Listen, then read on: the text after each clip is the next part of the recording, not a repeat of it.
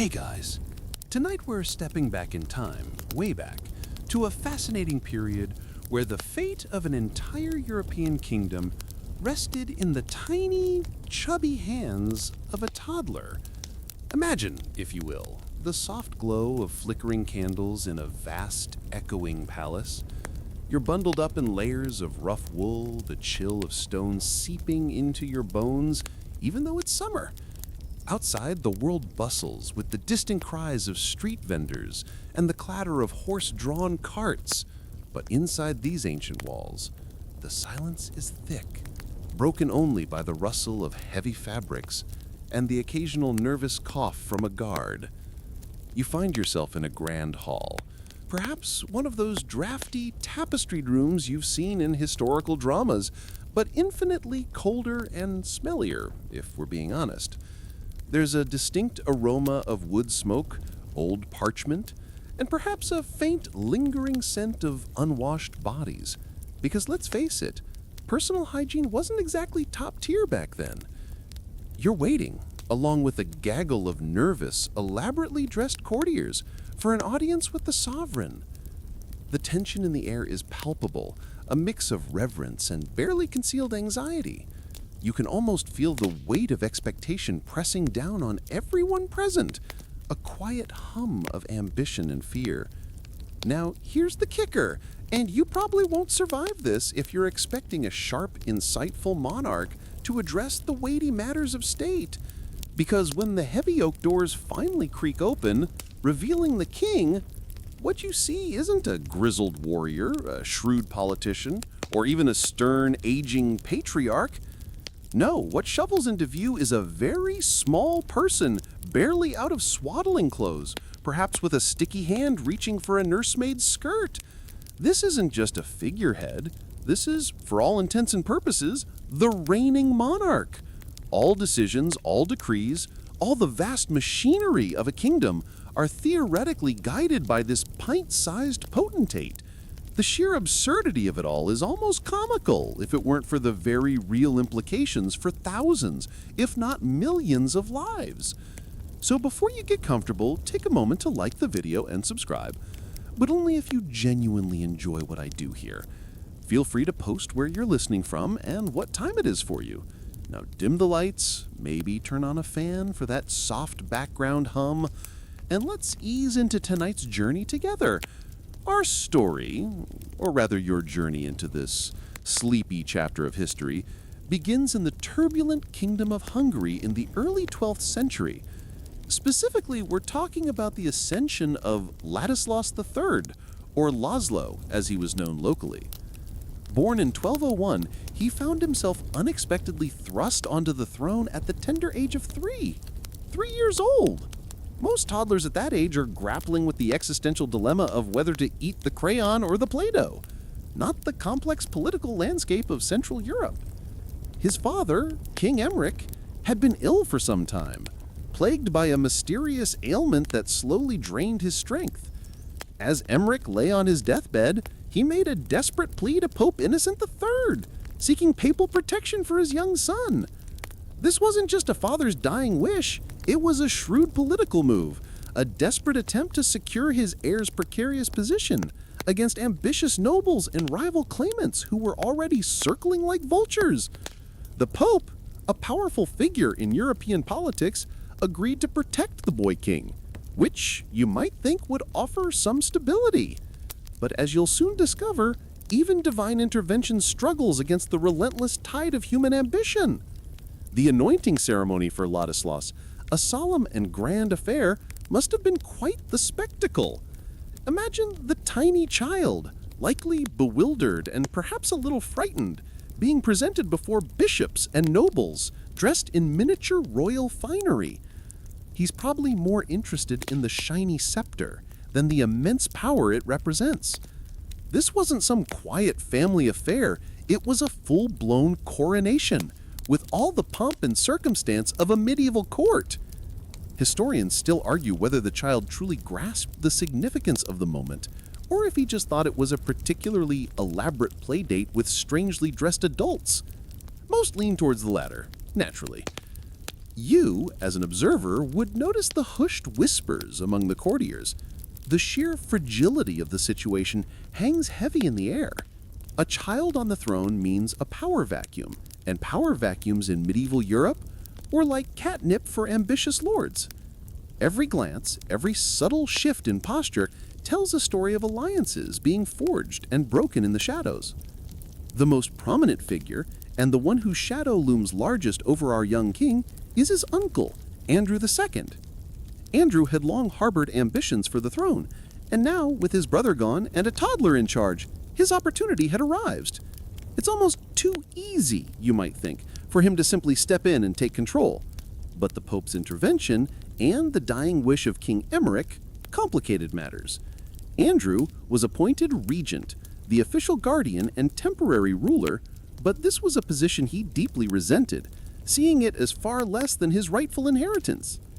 The stage is set for a quiet, subtle, but no less intense power struggle, all unfolding around a king who probably just wants his pacifier. So, with our 3-year-old king, Ladislas III, technically on the throne, you find yourself navigating a political landscape that feels less like a stable kingdom and more like a high-stakes game of musical chairs, only with less music and far more daggers. The regency was immediately a hotbed of tension. Remember Andrew II, our ambitious uncle from Section 1? He was supposed to be the loyal guardian, the steady hand guiding the ship of state until his nephew came of age. But loyalty, in medieval courts, was often as sturdy as a cobweb in a strong wind. Andrew saw himself as the rightful king, not just a stand-in. This wasn't some minor squabble. It was a fundamental clash over power, legitimacy, and the very future of Hungary. You'd observe the daily friction. Andrew, now the regent, quickly began to consolidate his power, making decisions that seemed to benefit him more than the kingdom or the young king. He started distributing royal lands to his own supporters, effectively building a power base that threatened to overshadow the legitimate line. Imagine being a minor noble, trying to figure out which way the wind was blowing. Do you pledge your unwavering loyalty to the infant king, whose future is uncertain, and who can't even tell you his favorite color, let alone protect your lands? Or do you cozy up to the powerful adult regent who holds the purse strings and the army? It's a no-brainer for many, isn't it? Survival instincts kick in, and suddenly Andrew's faction grows stronger. The Queen Mother, Constance of Aragon, Ladislas's mother, was naturally beside herself with worry. Her son's position was precarious, and she understood that Andrew's regency was a thinly veiled attempt to usurp the throne. She became the primary advocate for her son, a tiny, fierce protector in a world of powerful men. You can almost picture her, a determined flicker in her eyes, trying to outmaneuver Andrew with the limited resources she had. Her main recourse was to appeal to Pope Innocent III, the same pope who had offered his protection to Ladislas. The pope, seeing his authority being undermined and his protégé's rights trampled, repeatedly intervened, sending stern letters and threats of excommunication to Andrew. These papal interventions were a major, mainstream historical fact of the era, showcasing the immense spiritual and political power of the papacy. Yet Andrew, ever the opportunist, largely ignored these papal warnings, or at least found clever ways to circumvent them. It was a delicate dance.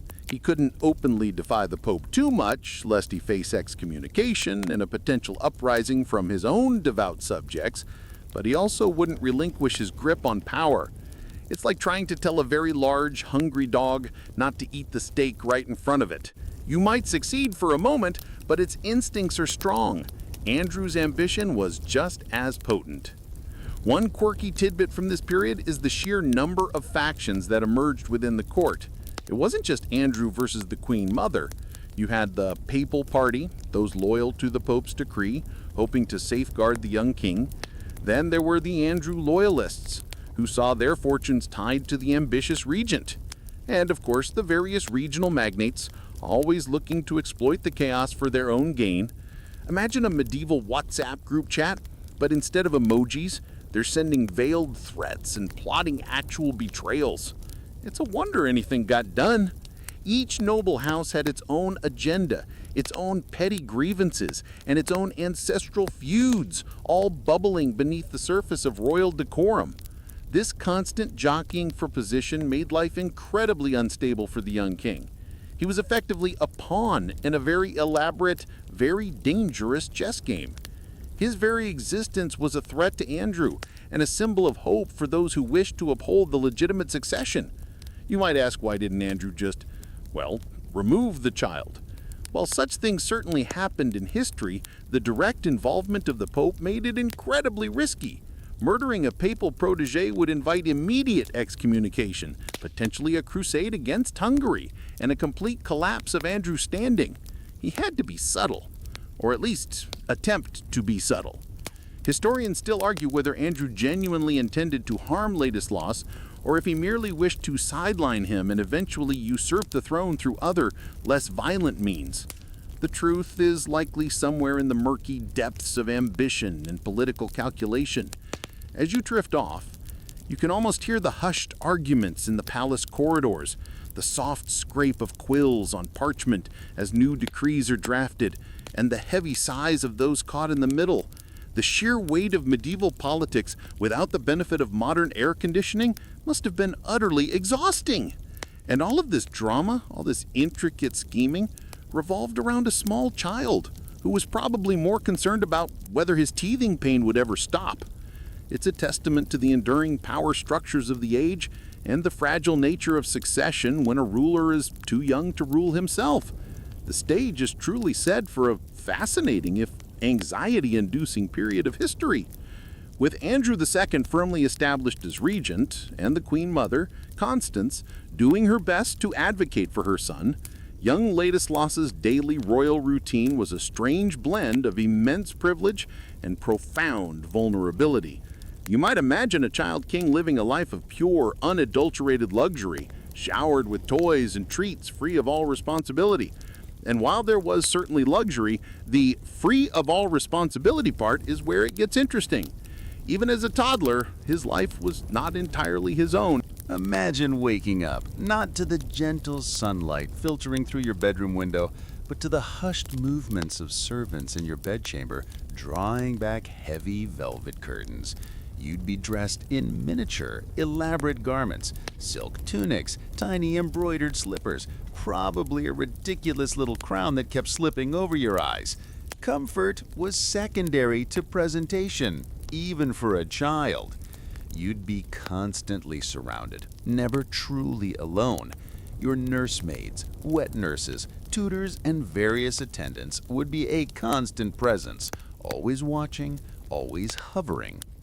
This wasn't just doting care, it was also a form of constant surveillance, ensuring the king's safety, but also, subtly, controlling his access and interactions. Your meals wouldn't be a simple bowl of porridge. Oh no, you'd be served a bewildering array of dishes prepared by a phalanx of chefs, all tasting each morsel first to ensure it wasn't poisoned. This was a grim reality of royal life. Paranoia was a constant companion. Even if you just wanted a simple piece of bread, it had gone through more hands and tasted by more people than you could count on your tiny fingers. It's enough to make you lose your appetite, even if you're a growing boy. And you thought getting your kids to eat their vegetables was tough. Playtime for a child king wasn't just about fun. It was often structured, even performative. You might be given wooden swords, not just for imaginative battles, but perhaps as a subtle way to instill martial prowess from a young age. Or you'd play with intricately carved dolls, not just for amusement, but possibly to teach you about the lineage of royal families or the layout of your kingdom. Every interaction, every toy could potentially be a teaching moment, or even a tool of political influence. Historians still argue whether these early childhood experiences truly shaped a medieval monarch's adult personality, or if innate temperament was the stronger force. One quirky tidbit about the royal nursery: it wasn't just the place for the king. Often, children of high-ranking nobles would be raised alongside the young monarch. This served several purposes. It provided playmates for the lonely child king, but more importantly, it created early bonds in allegiances. These childhood companions could become lifelong allies, or conversely, lifelong rivals. You'd essentially be in a very exclusive, very high-stakes daycare where the friendships you made could literally determine the future of the realm. Imagine a medieval playdate where one kid accidentally breaks the other's wooden horse and it sparks a centuries-long family feud. It was a real possibility. Despite all the luxury, you'd be profoundly isolated. Your world would be the palace, its courtyards, and perhaps a closely guarded royal garden. Trips outside would be rare and highly orchestrated, a procession more than an outing. The common people, the very subjects you supposedly ruled, would be an abstract concept, seen only from a distance, if at all. This disconnect, a mainstream historical fact of royal upbringing, often led to rulers who struggled to understand the lives and needs of their populace. It's hard to empathize with the struggles of a peasant farmer when your biggest concern is whether your velvet breeches are chafing. The constant presence of attendants, while ensuring safety, also meant a lack of genuine privacy. Every cough, every burp, every tantrum was witnessed, recorded, and sometimes, unfortunately, interpreted for political meaning. Did His Majesty refuse his pap? A sign of rebellion against the regent, perhaps? You could imagine a nervous courtier's whispering. Even your sleep would be monitored, with a guard always stationed nearby. You couldn't just have a bad dream in peace, someone would probably be making notes about it. This seemingly gentle existence, however, was still fraught with peril. Infancy and childhood mortality rates in the medieval era were astronomically high, even for royalty. Disease, accidents, or even a subtle, well-placed accident could cut short a young life. Every sneeze, every fever would send ripples of anxiety through the court. Was it just a cold, or was it something more sinister? The constant vigilance required to keep a child king alive was an immense burden, and you'd feel that unspoken tension in every interaction. It's a miracle any of them survived to adulthood, let alone reigned. As young Ladislaus, our pint-sized monarch, continued his somewhat regulated existence in the royal nursery, the adults around him were anything but calm. This was, after all, a medieval court, a simmering cauldron of ambition, loyalty, and betrayal. And within that cauldron, the plot intrigue wasn't just brewing, it was boiling over. You'd feel it in the hushed conversations behind tapestries, the fleeting, suspicious glances exchanged across the dining hall, and the sudden chilling silences when certain names were mentioned. It's like being in a very elaborate, very high-stakes game of telephone, where every whispered message could be twisted into something sinister. Andrew II, our ambitious regent, was relentlessly pushing his agenda. He understood that his grip on power was tenuous, dependent entirely on the perceived weakness of the child king. His goal was clear: marginalize Ladislaus and his mother Constance and solidify his own claim to the throne. You'd see this in the subtle ways he undermined the Queen Mother's authority. Royal decrees, ostensibly issued in Ladislaus's name, would consistently favor Andrew's allies. Appointments to key positions, castellans of important castles, commanders of military units, even influential church offices, all went to men loyal to the regent. It's a classic power play, a slow, methodical strangulation of any opposing influence. The Queen Mother, however, was no pushover. She might have been outnumbered, but she possessed a powerful card: the legitimacy of her son and the unwavering support of the Pope. She kept a close council of her own, a small but dedicated group of nobles and churchmen who believed in the legitimate succession. They worked in the shadows, sending emissaries to Rome, trying to rally support from other European monarchs who might fear Andrew's growing power. Imagine the clandestine meetings, probably in some dimly lit chapel, discussing strategy, forging alliances, and hoping their messages wouldn't be intercepted by Andrew's spies. The very air would crackle with paranoia. One mainstream historical fact from this period is the constant ebb and flow of support for both sides. Loyalty was a fluid concept. A noble might swear fealty to Andrew one day, only to secretly pledge allegiance to the Queen Mother the next, depending on who seemed to be gaining the upper hand. It was a game of hedging bets, trying to predict the eventual victor. You'd constantly be assessing who was rising and who was falling, careful not to align yourself too strongly with a losing side. It's like trying to pick the winning horse in a race where the jockeys keep switching mid-gallop. A particularly quirky tidbit revolves around the use of omens and prophecies. In an age deeply steeped in superstition, both sides would subtly, or not so subtly, spread rumors of divine favor. A rare comet was seen over the palace, surely a sign of divine approval for King Ladislaus. Or the royal hawk refused its meal, clearly an ill omen for the regent's plans.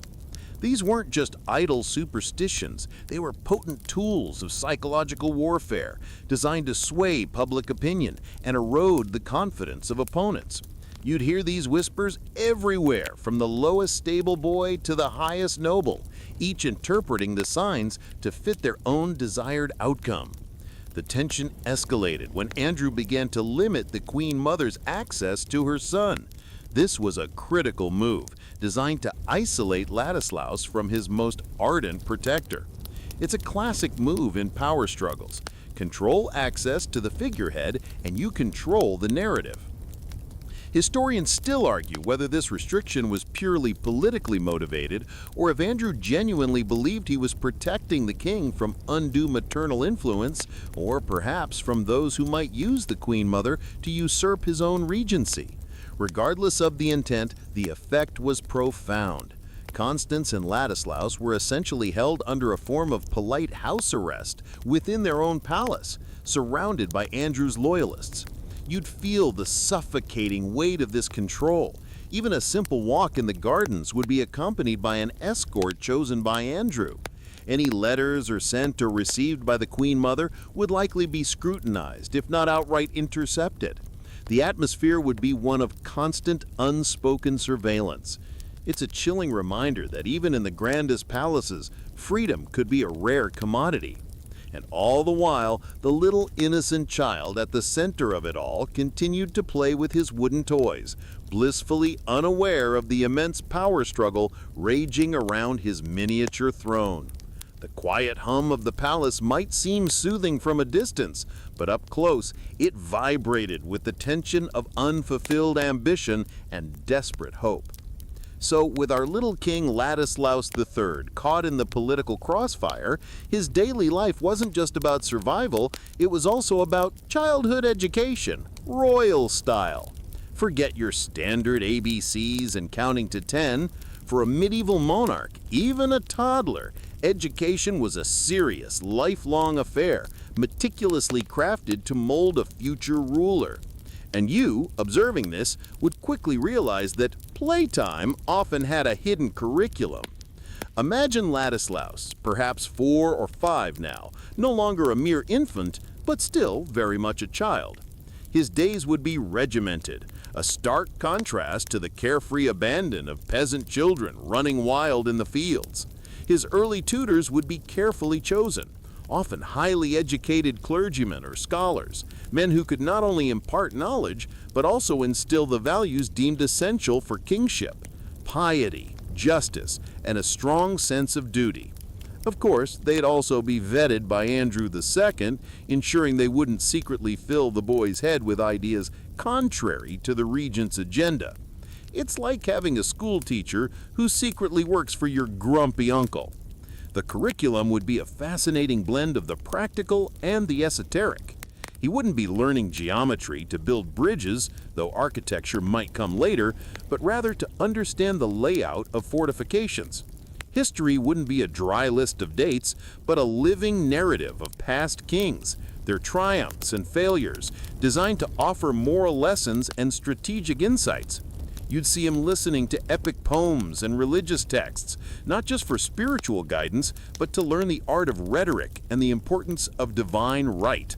It's a bit like learning to drive, but instead of a car, you're learning to steer an entire kingdom. One mainstream historical fact about royal education is the heavy emphasis on Latin. This wasn't just a fancy language, it was the lingua franca of scholarship, diplomacy, and the church across Europe. Ladislaus would have been immersed in it from a very young age, learning to read, write, and speak it fluently. Imagine a toddler grappling with declensions and conjugations, probably making his Latin tutor pull out his remaining hair. You'd probably find him muttering ancient phrases while stacking wooden blocks, a truly surreal image. A quirky tidbit from this era of education often involved the use of illustrated manuscripts. Before widespread printing, books were precious, hand-copied works of art. Imagine a richly illuminated primer filled with vibrant colors and intricate designs used to teach a child to read. These weren't just functional texts, they were objects of beauty, designed to capture the attention of a young mind and make learning a more engaging and perhaps less torturous experience.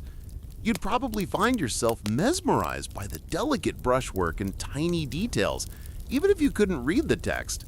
It's like having a textbook that's also a museum piece. Beyond academics, there was also the crucial education in courtly manners and etiquette. This was a world of rigid social hierarchies and unspoken rules. Ladislaus would learn how to conduct himself in public, how to address nobles, how to receive petitions, and how to maintain an air of regal dignity, even when he probably just wanted to run around and get mud on his expensive clothes. Every bow, every gesture, every nuance of speech was carefully taught and rehearsed. It's a full-time job just learning how to be a king. Physical training was also paramount. While he was too young for full military exercises, he would be introduced to riding, perhaps with a gentle pony, and basic weapon handling. These weren't just for defense, they were essential skills for a future warrior king, symbolizing strength and leadership. You might see him awkwardly wielding a miniature wooden sword or attempting to stay upright on a tiny saddle surrounded by watchful guards and instructors. Historians still argue whether the effectiveness of such early education was truly a result of the teaching methods or more a reflection of the innate intelligence and adaptability of the child. Was it the rigorous curriculum that produced capable monarchs, or did only inherently capable children survive the rigors of such an upbringing?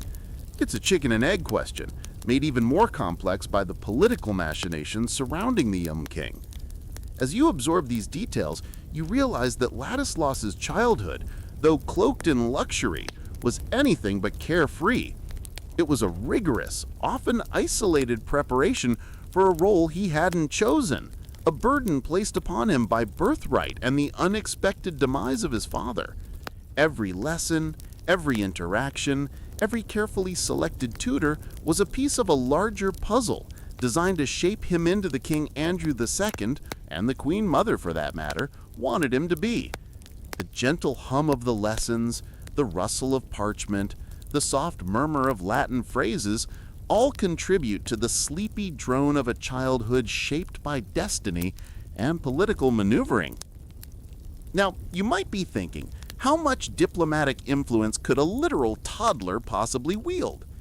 This brings us to a rather remarkable and often amusing aspect of this era: diplomacy with dolls, or rather the surprising ways a child king could inadvertently become a tool in international relations. While Ladislaus himself certainly wasn't penning treaties or negotiating alliances, his very existence and the control over him became a significant bargaining chip. Imagine a grand diplomatic reception. Envoys from neighboring kingdoms, perhaps from Bohemia, Austria, or even the distant Byzantine Empire, would arrive at the Hungarian court. They'd be dressed in their finest silks and furs, carrying elaborate gifts, and expecting to engage in serious, weighty discussions with the regent, Andrew II. But at some point, perhaps strategically orchestrated by Andrew or even by the persistent Queen Mother, the young King Ladislaus would be presented. You'd witness the ambassadors, hardened by years of political maneuvering, having to bow low before a small child who might be clutching a wooden horse or, dare I say, chewing on the corner of his royal robe. The sheer awkwardness of the situation would be palpable. Andrew, of course, would parade the boy out as a symbol of legitimate succession, a visual reminder that despite his regency, there was a rightful king. It was a subtle yet effective piece of political theater. Behold, he might imply, the future of Hungary under my careful guidance. The ambassadors, in turn, would have to acknowledge the child, even if their true negotiations were with Andrew.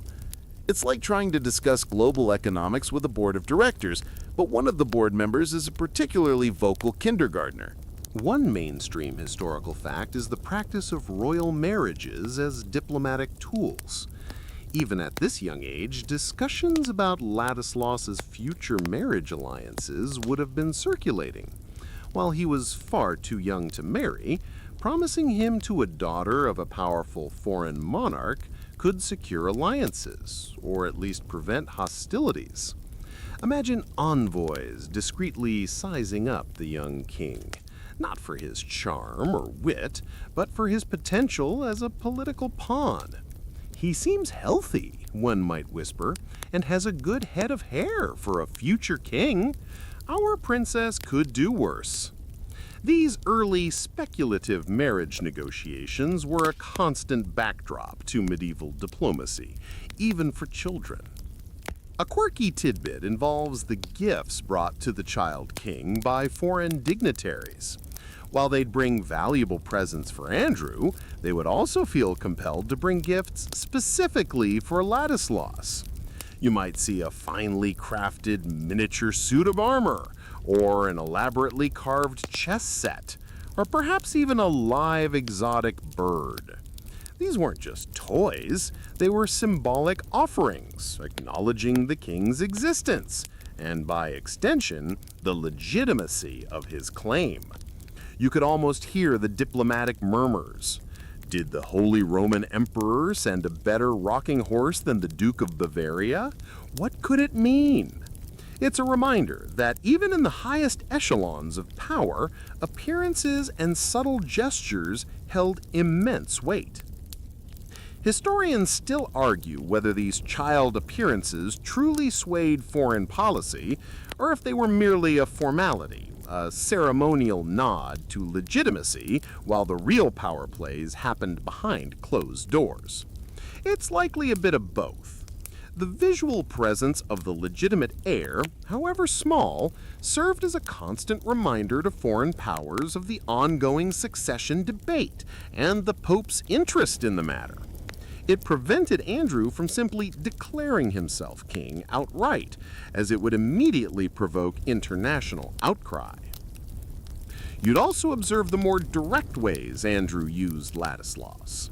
He might issue royal charters or grants in the king's name, technically signed by the child, or more realistically by a court official, using a stamp of the child's name. These documents would grant privileges or lands to Andrew's supporters, lending them an air of official royal approval. It was a clever manipulation, leveraging the king's authority without him ever understanding the implications. It's like having your younger sibling unknowingly sign over their allowance to you. So, while Ladislaus might have been preoccupied with the intricate details of his miniature castle, the court around him buzzed with the weighty matters of state, all subtly, or not so subtly, revolving around his small, vulnerable figure. His innocence was both his greatest protection and his greatest weakness, a silent testament to the peculiar dynamics of power when wielded by a child. Life in a medieval European court, even with a toddler king, was never dull, especially when it came to grand ceremonies and tiny hands. You might imagine these elaborate affairs to be entirely disrupted by a small child, but in fact the court adapted, creating spectacles that subtly reinforced the king's authority, even if he barely understood what was happening. you'd find yourself swept up in the pomp and circumstance, witnessing events that shaped the collective memory of the kingdom. Imagine a major feast day, perhaps Christmas or Easter. The great hall of the palace would be ablaze with candlelight, filled with the murmur of hundreds of voices, the clinking of goblets, and the rich scents of roasting meats and spiced wine. Lords and ladies, bedecked in their finest jewels and furs, would throng the room. And then the grand procession would begin. At its head, carried or carefully guided, would be King Ladislaus, dressed in silks and brocades, perhaps with a miniature gold circlet perched precariously on his head. You'd watch as the assembled nobility bowed, knelt, or made deep curtsies, acknowledging the small figure as their sovereign. It's a remarkable sight, the immense power of a kingdom distilled into a child's uncertain steps. These ceremonies were not just for show, they were crucial for maintaining the illusion of stability and legitimacy. A mainstream historical fact is that such public appearances were essential for medieval monarchs to solidify their rule. Without the visual representation of the king, doubts could fester and rival claimants might gain traction. Even if the actual governing was done by the regent, the symbolic presence of the king was paramount. It was a constant reminder to the populace that there was a rightful heir protected by God and the church. One quirky tidbit about these events is how the court would manage the child king's inevitable boredom or fussiness. Imagine trying to keep a 4-year-old engaged during a 3-hour mass or a lengthy state dinner. There would be discreet attendants ready with a favorite toy, a sweet treat, or a whispered distraction. Sometimes the child would be positioned on a high chair or even a throne-like seat, allowing him to observe the proceedings from a comfortable distance, perhaps with a blanket and a soft cushion. You might even catch a glimpse of a jester or a minstrel performing quietly in a corner, specifically to keep the young king entertained without disrupting the solemnity of the event too much. It's a delicate balance, akin to trying to stage a Shakespearean play with a puppy on stage. Of course, these public appearances were also opportunities for Andrew II to assert his influence. He would always be prominently positioned near Ladislaus, subtly guiding him, speaking for him, and receiving the obeisance meant for the king. It was a masterful act of visual appropriation, where Andrew presented himself as the indispensable guardian, the true power behind the miniature throne. You'd see the subtle shift in focus from the child to the regent, a silent battle for authority playing out in front of the assembled court. Sometimes these ceremonies involved religious rituals.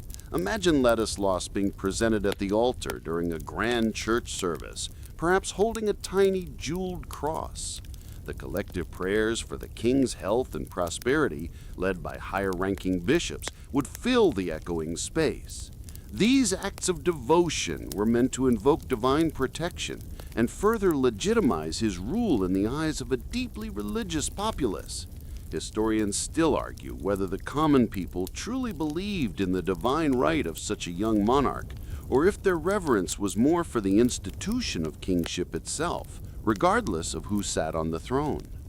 The sheer sensory experience of these events would be overwhelming. The rich scents of incense and perfume, the vibrant colors of silk and stained glass, the resounding echo of chants and trumpets, the jostle of the crowd.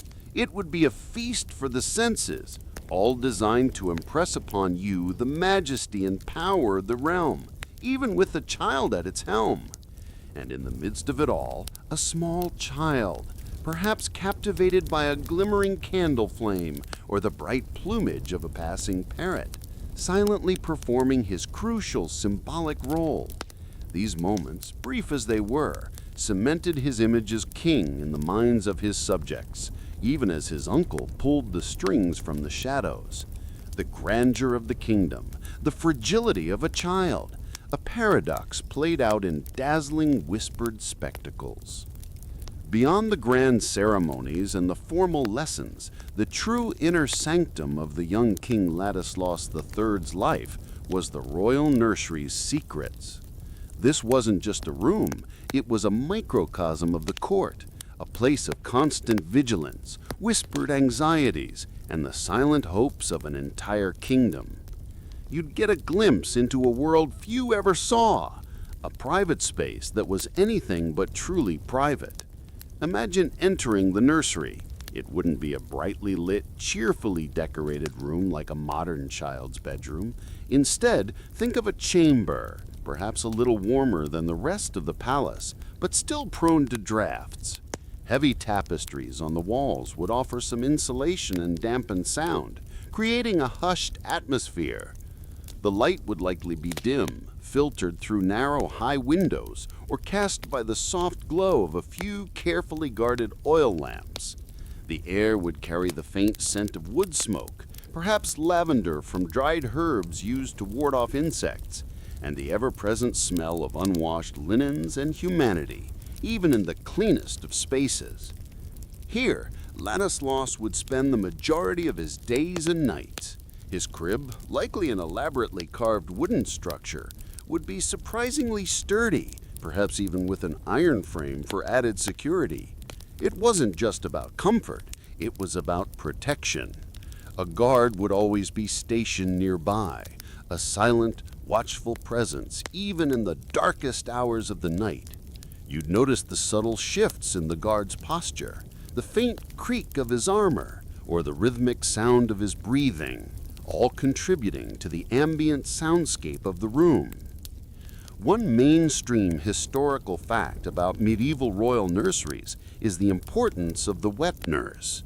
She was often a woman of good health and respectable family, chosen not just for her ability to feed the child, but also for her character. She would spend more time with the infant king than almost anyone else, forming a profound bond. Imagine her gentle lullabies, her soft murmurs, providing comfort and stability in an otherwise tumultuous world. Her role was so crucial that she was often highly compensated and given a respected position within the household, becoming a quasi-family member. A quirky tidbit is the use of amulets and charms within the nursery. Despite the prevalence of Christianity, ancient superstitions lingered. You might see small carved figures, dried herbs in sachets, or even specific stones placed near the crib, believed to ward off evil spirits, illness, or the dreaded evil eye. These were often discreetly added by nursemaids or superstitious attendants, a testament to the anxieties surrounding infant mortality in an age without modern medicine. It's like finding a rabbit's foot under a modern baby's crib, a silent plea for extra protection. The constant presence of attendants meant the lack of true privacy for the young king. Every action, every utterance, even his sleep patterns would be observed and sometimes reported. The nursemaids, the chamberlains, the personal guards, all were part of a complex web of loyalty and suspicion. Historians still argue whether the continuous surveillance in royal nurseries contributed to the often reserved and formal personalities of many adult monarchs, or if it was simply a necessary evil of their privileged but dangerous existence. You'd witness the small dramas of childhood play out against this backdrop of high stakes. Ladislaus playing with his wooden blocks, perhaps building miniature castles, while outside the nursery walls, real political battles raged over actual castles. The contrast between the innocence within and the machinations without would be striking. You'd hear the muffled sounds of the palace from beyond the heavy doors, a distant trumpet fanfare, the murmur of voices, the clatter of a passing cart, a constant reminder of the world he was destined to rule, yet was so utterly separate from. Even the objects within the nursery held significance. A particular blanket, a favorite doll, or a small worn toy animal could become symbols of comfort and continuity in a life that was otherwise in constant flux due to the shifting political tides orchestrated by Andrew II. These were the small, tangible anchors in his bewildering world. The gentle, rhythmic breathing of a sleeping child, the soft hum of a lullaby. These quiet sounds were the true secrets of the royal nursery. Moments of peace amidst the constant, low thrum of political intrigue. As Ladislaus navigated his carefully controlled childhood, the underlying current of the court's anxieties remained constant, focusing keenly on the whispers of succession. Even with a child on the throne, the question of who would eventually rule and how was a continuous, gnawing concern for everyone involved. You'd feel this pervasive unease in the air, a constant low hum beneath the polite facade of courtly life. Remember, Andrew II, the regent, had his own strong claim to the throne, having been the younger brother of the deceased King Emmerich, while Ladislaus was the legitimate heir by primogeniture, the right of the firstborn. Andrew believed his own maturity and experience made him the more suitable ruler.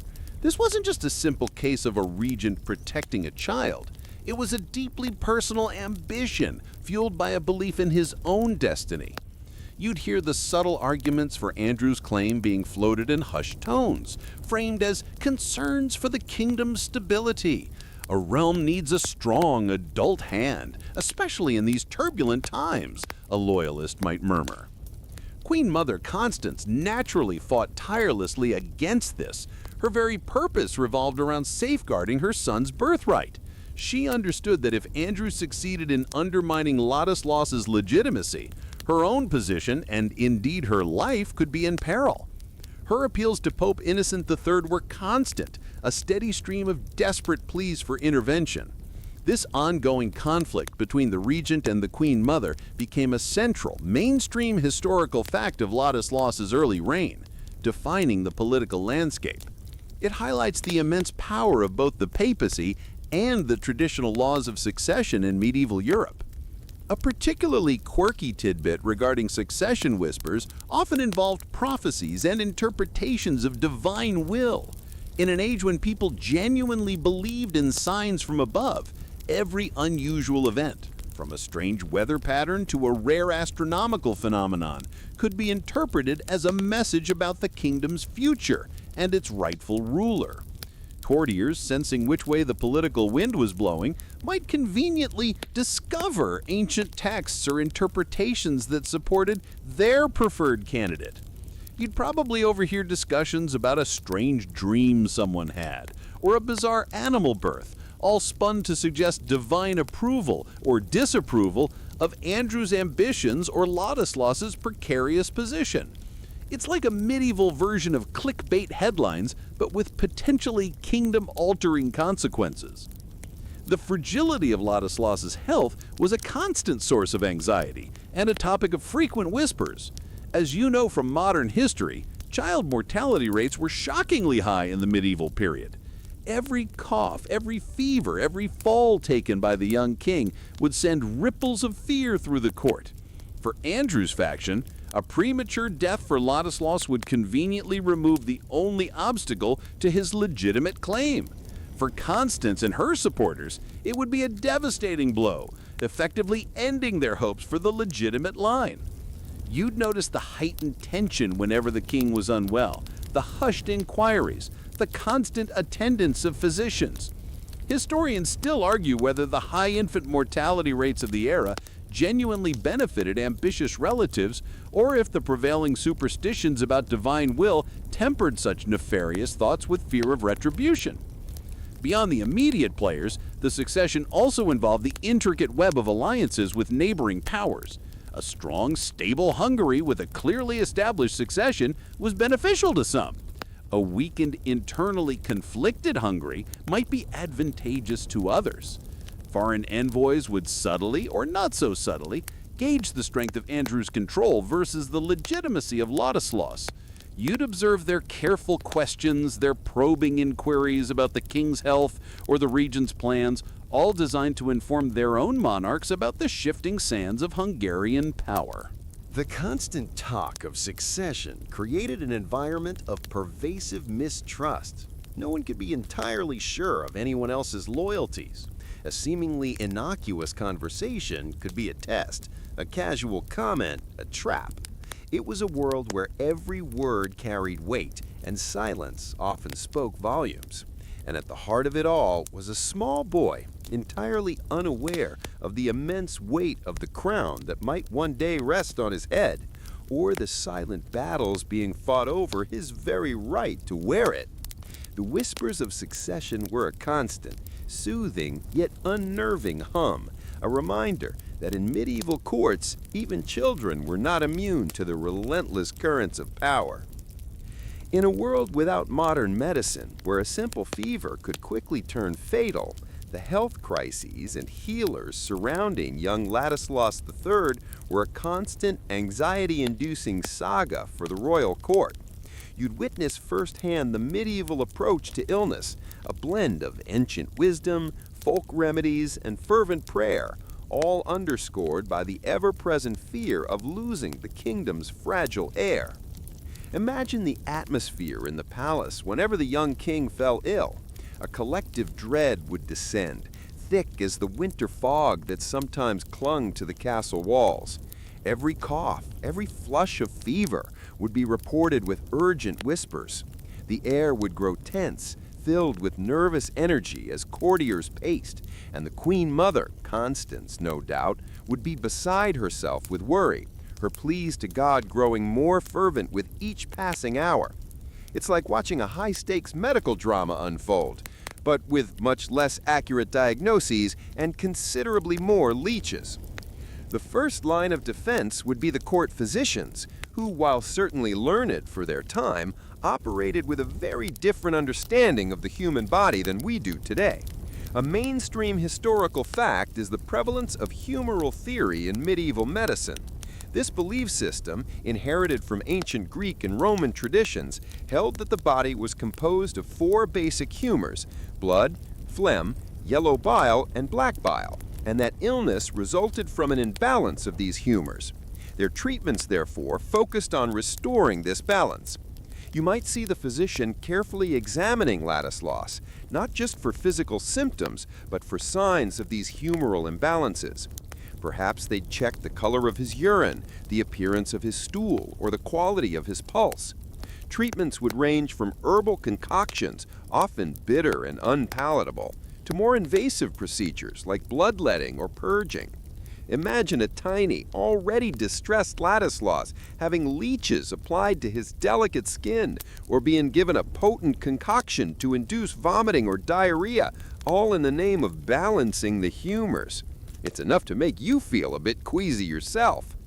A quirky tidbit about medieval healing practices, especially for royalty, was the inclusion of astrology. Many physicians were also skilled astrologers, believing that the alignment of celestial bodies influenced health and disease. They might consult intricate charts to determine the most auspicious time to administer a remedy, or even to diagnose the nature of the illness based on planetary positions. You could envision a robed scholar poring over parchment, tracing constellations, trying to discern if the current malady was caused by an unfavorable conjunction of Saturn and Mars. It's a blend of science and mysticism that seems bizarre to us today, but was perfectly logical within their worldview. Beyond the physicians, there would be a host of other healers and practices. Midwives, herbalists, and even local wise women might be consulted, often discreetly, especially if the more conventional treatments failed. And of course, prayer and religious rituals were paramount. Special masses would be held, relics might be brought to the royal bedroom for healing, and vows would be made to saints. You'd hear the murmured prayers of the Queen Mother and her devout attendants pleading for divine intervention. Historians still argue whether the constant health scares of young medieval monarchs were primarily due to the rudimentary medical knowledge of the time, or if intentional foul play, poisoning for example, was a more common, though rarely proven factor. While it's certainly possible in a world of cutthroat politics, the high overall mortality rates for children suggest that natural causes, exacerbated by poor hygiene and lack of antibiotics, were likely the primary culprits. The constant concern over Ladislaus's health was of course also a political tool. Andrew II, the regent, would be intensely interested in the king's well-being, both for genuine concern and for what it meant for his own ambitions. A healthy Ladislaus solidified his regency. A sickly one opened doors to usurpation. You'd observe Andrew's calculated inquiries, his public displays of concern, all designed to project an image of a caring guardian, even as the whispers of succession continued. So as you listened to the gentle sounds of the night, you could almost hear the soft rustle of the physician's robes, the clinking of small glass vials, the faint aroma of medicinal herbs, and the anxious prayers echoing softly through the royal chambers. The silent battle against disease was as constant and significant as any political intrigue, a reminder of the fragility of life even for a king. With the young King Ladislaus III's health a perpetual concern and his future still uncertain, the internal power struggles within the court only intensified.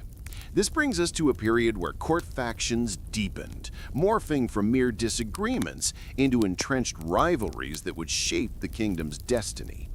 You'd feel the increasing polarization, the palpable tension that permeated every interaction. It's like being in a room where everyone is smiling, but their eyes are constantly darting, assessing, and calculating. Remember our primary players, the ambitious regent, Andrew II, and the fiercely protective Queen Mother, Constance. Their conflict wasn't just personal.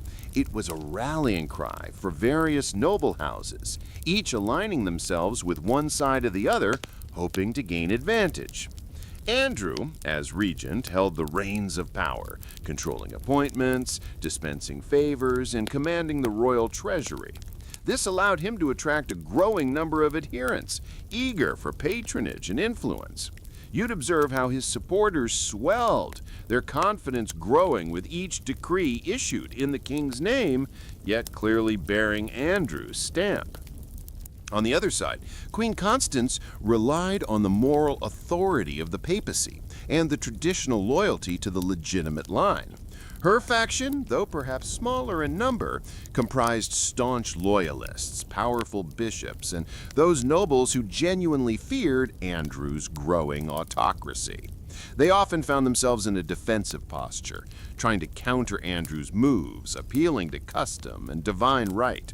It's a bit like watching a chess game where one player has all the knights and rooks, and the other is relying heavily on their bishops and pawns. A mainstream historical fact about medieval court factions is their often fluid nature. While certain core loyalties remained, individual nobles might switch sides if they perceived a shift in power or if their personal interests were better served elsewhere. This created a constant state of uncertainty. You'd see a nobleman who seemed close to Andrew one day, suddenly spending more time with Constance's circle the next. It made for a very polite, very treacherous social scene. No one quite trusted anyone, and every seemingly innocuous conversation carried a potential undercurrent of political maneuvering. One quirky tidbit involves the use of sumptuary laws as a subtle weapon in these factional battles. While these laws ostensibly regulated clothing and luxury based on social rank, they could be manipulated to subtly disadvantage rival factions. Andrew, for instance, might subtly influence the enforcement of these laws to make it harder for Constance's supporters to display their wealth and status, thereby reducing their perceived power. You'd notice certain fabrics or colors becoming less common among one group, or lavish displays being quietly discouraged, a silent message about who held the real power. It's like a medieval dress code, but with political implications. The deeper these factions became, the more the actual governance of the kingdom suffered. Decisions were often made based on what benefited one faction over another, rather than what was best for Hungary as a whole. Resources were diverted, justice was sometimes biased, and public projects might stall if they didn't serve a particular faction's interests. Historians still argue whether the deep divisions in the Hungarian court at this time significantly weakened the kingdom's ability to respond to external threats, such as the emerging Mongol threat further east, or if the internal stability was resilient enough to withstand the infighting. The very air in the palace felt thick with unspoken rivalries. The laughter at feasts might seem genuine, but underneath it, you'd detect the tension of 1,000 hidden agendas. Every polite greeting could conceal a tactical assessment. Every shared meal was an opportunity for observation, for gathering intelligence about who was talking to whom and about what. And caught in the middle of this intricate web of adult machinations was young Ladislaus III, still a child, still unaware of the full gravity of the situation. His innocence was a stark contrast to the calculating minds that surrounded him. As you settle deeper into your sleep, you can almost feel the weight of these unspoken battles, the tension in the finely decorated halls, the constant hum of ambition and fear. The deepening of court factions was not a sudden explosion, but a slow, insidious creep, eroding trust and fragmenting the kingdom's leadership, all while a child king continued to grow slowly in the shadow of giants.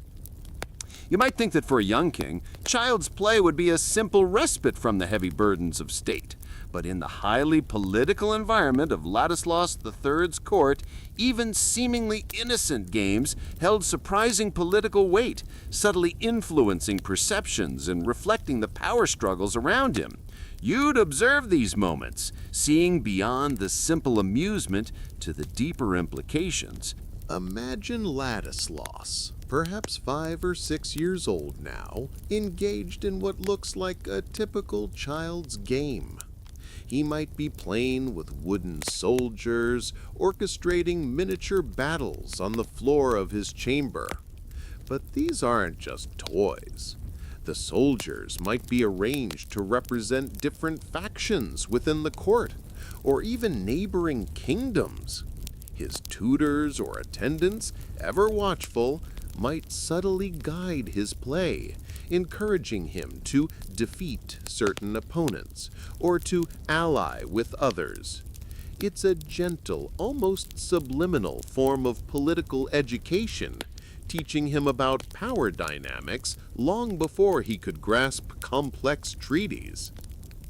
A mainstream historical fact is that play, for royal children, was often used to instill martial skills and strategic thinking from a very young age. Miniature weapons, toy horses, and even elaborate siege engines built to scale were common. The goal wasn't just fun, it was preparation for a life of leadership, often involving military command. You'd see him being taught how to hold a small blunted sword or how to aim a tiny bow, all under the watchful eyes of former knights or seasoned soldiers. The sounds of clashing wood and childish shouts would fill the nursery, a prelude to the sounds of real battle.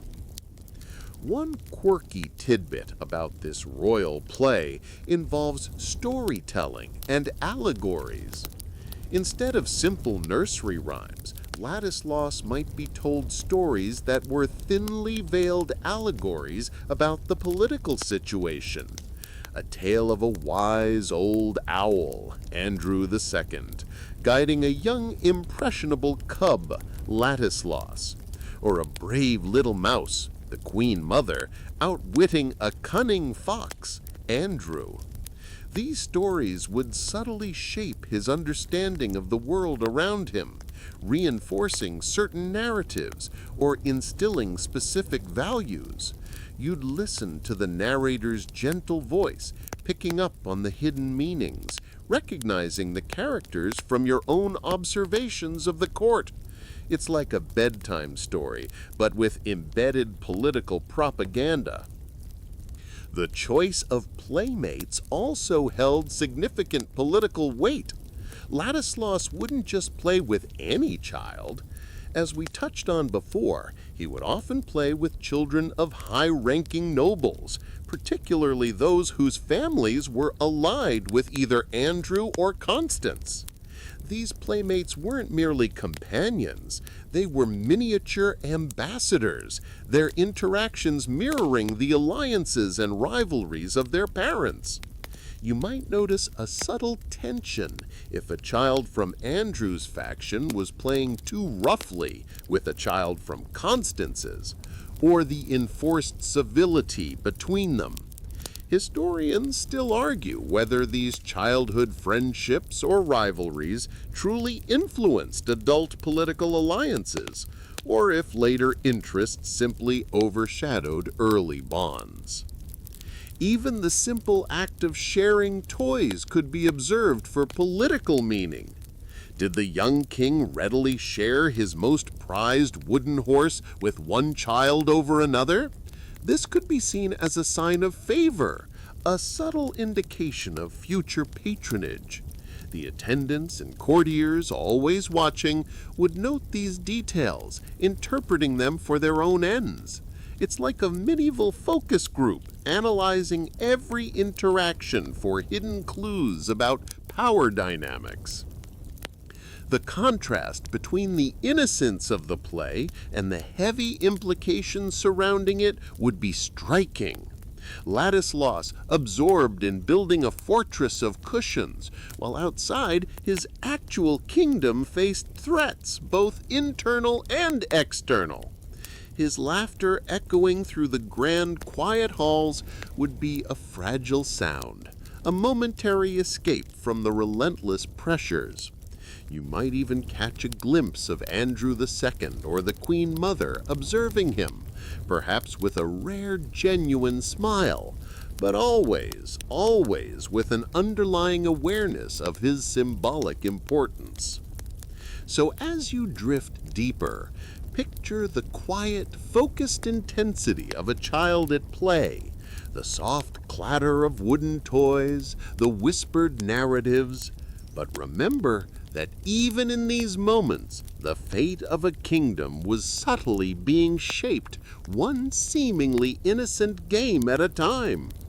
The echoes of childish shouts and the murmur of allegorical tales mingle with the silent, watchful eyes of the court, all contributing to the gentle rhythm of a kingdom run by and revolving around a very small boy.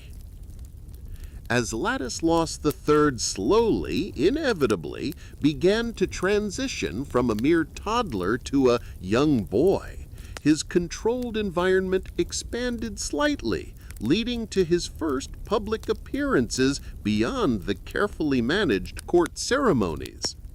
These moments were crucial, meticulously orchestrated events designed to present the young king to his subjects and foreign dignitaries, solidifying his image as the legitimate, albeit still young, ruler.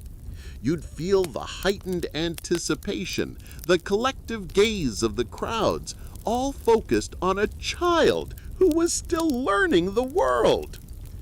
Imagine a scene not within the confines of the palace, but perhaps a carefully planned procession through the capital city, or a visit to a significant church or monastery.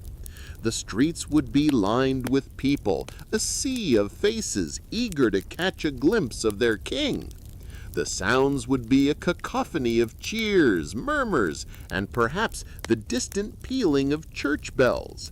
You'd be jostled by the crowd, feeling the press of bodies, the excitement, and the underlying reverence for the crown. Ladislaus, probably riding on a gentle pony or perhaps carried in an elaborate litter, would be dressed in full royal regalia, miniature crown, velvet robes, and perhaps even a tiny sword at his side. This was no longer just a private display for courtiers. This was his introduction to the common people, the vast majority of his subjects who had only heard whispers of their boy king. His expression, whether bewildered, curious, or perhaps a little overwhelmed, would be scrutinized by all. A mainstream historical fact about these public appearances is their vital role in legitimizing a ruler's authority. In an age without mass media, direct visibility was paramount. Seeing the king, however young, offered a tangible connection between the abstract concept of monarchy and the living person. It allowed the populace to pledge fealty, not just to an idea, but to a visible figure. For Andrew II, the regent, These events were also an opportunity to be seen at the king's side, projecting an image of loyal guardianship and indispensable power. You'd see Andrew riding close by, perhaps holding the pony's rein or walking just a step behind the litter, suddenly reminding everyone of his crucial role. A quirky tidbit about these processions involved the distribution of alms. It was common for royal processions to include acts of charity, where coins or food would be thrown to the crowds. While primarily an act of piety, it also served to endear the monarch to the people. Imagine Ladislaus, perhaps guided by a kindly attendant, making a small, uncertain gesture to throw a coin. The scramble among the crowd, the cries of gratitude, it would create a powerful positive association with the king, however brief. It's like a medieval public relations stunt, but with much less subtle messaging. These public outings were fraught with risk. The potential for assassination, kidnapping, or even just civil unrest was ever present. Security would be incredibly tight, with a phalanx of guards surrounding the royal party. You'd notice the nervous glances of the soldiers, their hands never far from their swords, constantly scanning the crowds for any sign of trouble. Historians still argue whether the perceived benefits of these early public appearances outweighed the inherent risks to the young monarch's safety, especially given the ongoing political turmoil. For Queen Constance, these public appearances were also moments of profound anxiety and pride. She would want her son to be seen, to be acknowledged as the rightful king, but she would also be acutely aware of the dangers. Her presence, if allowed, would be a quiet testament to her unwavering support for her son. You'd see her watching from a window, or perhaps riding in a carriage behind the main procession, her gaze fixed on Ladislaus, a mixture of hope and fear in her eyes. The journey through the streets, the sounds of the cheering populace, the visual splendor of the royal retinue, all would contribute to an almost dreamlike atmosphere. And at the center of it all, a small boy, embodying the hopes and fears of a nation, taking his first tentative steps onto the grand stage of public life. These moments were etched into the collective consciousness, forming the nascent image of a king, a faint echo of the power he would one day fully inherit, or perhaps never fully grasp. The sun might glint off his tiny crown, a beacon of hope, or a target for those who wished him gone. Section 14. As Ladislaus III edged closer to his teen years, the narrative shifted from that of a boy king under regency to the more complex phase of the growing pains of power. This was the pivotal period where the child monarch began to shed his innocence and, theoretically, assume more responsibility, a transition fraught with new challenges and intensified political maneuvering. You'd observe the subtle yet significant changes in his demeanor and the court's dynamic. Imagine Ladislaus, perhaps now around 8 or 9 years old. He's no longer the bewildered toddler. He's a child who has spent his entire conscious life surrounded by the intricacies of court politics. He'd be more aware of his position, the whispered rivalries, and the weight of the crown he was destined to wear.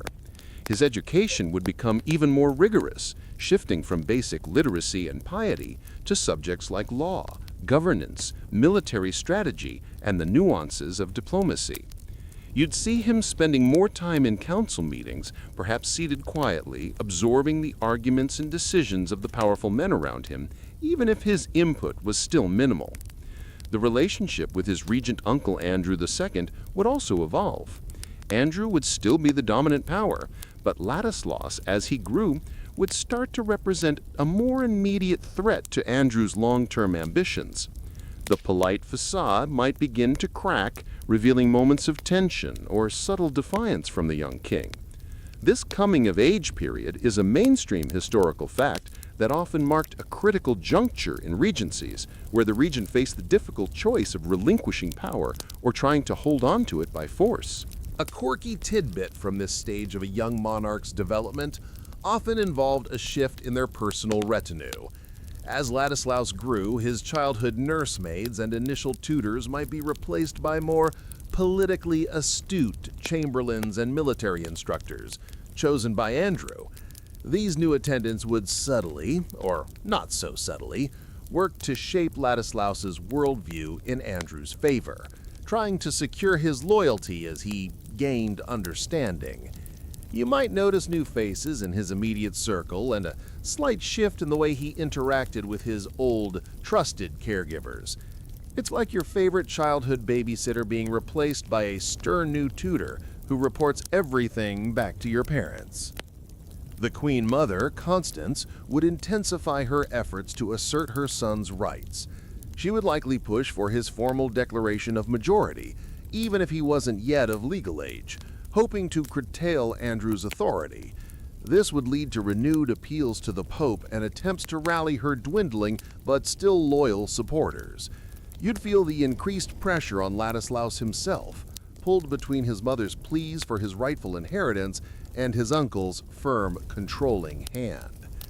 Historians still argue whether Ladislaus at this tender age developed a genuine understanding of the political stakes, or if he merely reacted to the immediate pressures from the powerful adults around him. His physical training would also become more serious. He would practice with real, albeit blunted weapons, learn horsemanship in earnest, and participate in hunting expeditions. These weren't just leisure activities, they were essential for building the physical prowess and leadership qualities expected of a medieval king. You might see him on a robust pony learning to gallop across a field, surrounded by an armed escort, slowly transforming from a delicate child into a more capable, if still young, monarch. The court factions, which had deepened over the years, would now be acutely aware of Ladislaus's maturation. Each faction would try to gain his favor, offering advice, gifts, and subtle flattery, hoping to secure their position in the inevitable shift of power. You'd observe the increasingly complex dance of influence, with everyone trying to read the young king's expressions, his interests, and his nascent opinions. The weight of expectation on Ladislaus would become immense. He was no longer just a symbol. He was slowly becoming an individual with his own thoughts and potential will. This transition, from puppet to potential player, was the true growing pains of power. The kingdom was holding its breath, waiting to see what kind of king this boy, raised under such unusual circumstances, would eventually become. The quiet hum of the palace, once punctuated by childlike laughter, now carried the sharper undertones of strategic planning and the slow, inevitable approach of a reckoning. Tragically, our journey through the childhood of Ladislaus III takes an unexpected turn, leading us to reflect on the legacy of the Boy King. You might expect a grand culmination, a dramatic assumption of power, but history, as it often does, had other plans for this young monarch. His reign, brief and defined by his regency, left an indelible, if subtle, mark on the Hungarian kingdom. As Ladislaus approached the age of 11, a critical juncture in medieval royal development, hopes were rising among his supporters that he would soon be old enough to genuinely challenge Andrew II's regency. The legal age of majority for kings often varied, but 11 was certainly a significant step towards greater independence. The Queen Mother, Constance, was surely preparing for this moment, tirelessly advocating for her son to assume his rightful authority. You can almost feel the nervous anticipation building in her faction, a sense of quiet triumph almost within reach. But the relentless pressures of court life, the precarious medical knowledge of the era, and perhaps the sheer weight of his unusual existence took their toll. In 1205, still a child, Ladislaus III suddenly fell ill. The exact nature of his ailment remains a mystery to this day, lost to the annals of time and vague medieval medical records. It could have been a common childhood disease, a virulent fever, or something more insidious, given the constant political intrigue. Regardless of the cause, the effect was devastating. He died on May 7th, 1205, at the age of just 4 years old. 4 years old. Think about that for a moment. All the hopes, all the political maneuvering, all the whispered rivalries that revolved around his tiny figure, extinguished in an instant. You'd feel the shock ripple through the palace, a sudden chilling silence replacing the usual hum of activity. For Queen Constance, it was an unimaginable heartbreak, the loss of her only son, and the crushing end to her relentless struggle to secure his birthright. For Andrew II, it was, conveniently, the removal of the last obstacle to his undisputed claim to the throne. A mainstream historical fact is that Ladislaus III's death immediately allowed Andrew II to be crowned King of Hungary without further opposition. The line of succession, which had been so bitterly contested, was now unequivocally his. While a tragic personal loss for his mother, Ladislaus's death simplified the political landscape considerably for Andrew, ushering in a new, albeit controversial, era of Hungarian history. You would observe the swiftness with which Andrew consolidated his power, leaving little room for dissent or renewed challenges. So, get this for a quirky little tidbit. This boy king, Ladislaus III, is almost a forgotten figure in Hungarian history. Like, despite being a crowned king, his reign was so short and so dominated by his regency that he's often overshadowed by his father, Emmerich, and especially by his uncle, Andrew, who went on to have a very long, not always popular, reign. He remains a poignant, almost ghostly figure in the historical record. A king who was never truly allowed to rule. You might stumble upon a faded inscription or a brief mention in an old chronicle, a quiet testament to a life that began with so much promise, yet ended so abruptly. It's like finding a single, perfectly preserved toy in an abandoned castle, a silent echo of a life unlived. Historians still argue whether Ladislaus III's early demise was truly natural, or if the political pressures and precariousness of his position ultimately contributed to his weakened state, making him more susceptible to illness. While there's no concrete evidence of foul play, the timing was undeniably advantageous for Andrew II. The shadow of suspicion, however faint, often lingers over the deaths of young, inconvenient monarchs in medieval history. The legacy of the boy king is, therefore, a subtle one. He was a symbol, a pawn, and a catalyst. His existence forced a confrontation between traditional succession and ambitious regency. His brief life illuminated the immense power of the papacy in protecting legitimate heirs, even against powerful secular rulers. And his death, though tragic, closed a chapter of profound uncertainty for Hungary, allowing for a more stable, if sometimes tyrannical, reign under his uncle. As you look back, you realize that Ladislaus III, the boy king, was a poignant figure. A child born into a role of immense responsibility and peril he never truly grasped.